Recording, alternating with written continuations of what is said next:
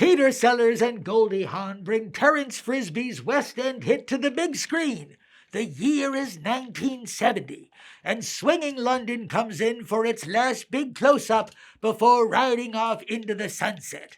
Everybody's drinking, everybody's smoking, and everybody's wearing scarves.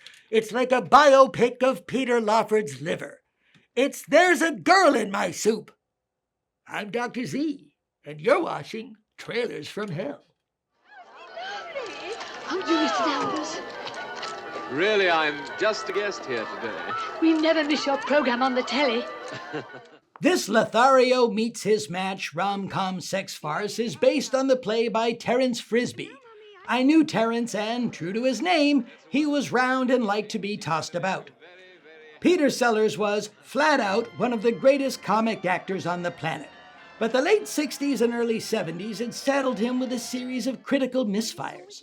It's only normal, my God. No one had a run like Pete.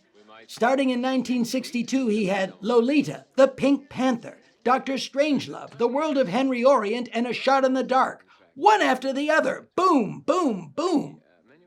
But now it was 1970, and his last few films, Hoffman, The Magic Christian, and I Love You, Alice B. Toklas, had all come up short with critics who painted each film with the same brush.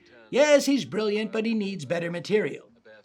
In 1969, a new show premiered on the BBC called Monty Python's Flying Circus.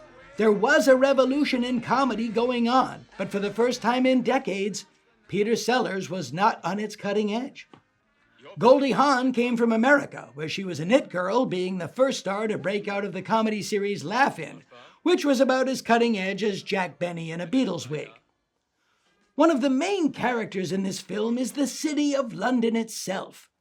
From the mid to late 60s, the artistic community in London set the pop cultural agenda for the entire world.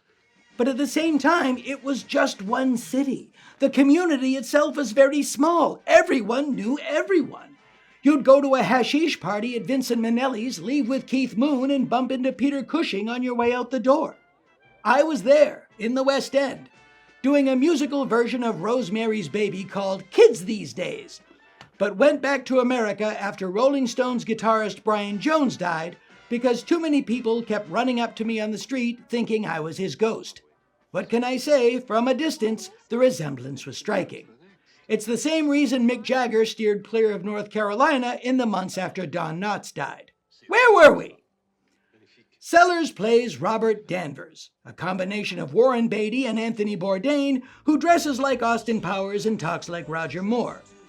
Goldie Hawn plays Marion, a 19-year-old American hippie manic pixie dream girl who screws up Sellers' life 8 ways to Sunday, but at the end of the day, he just can't seem to tear himself away from her.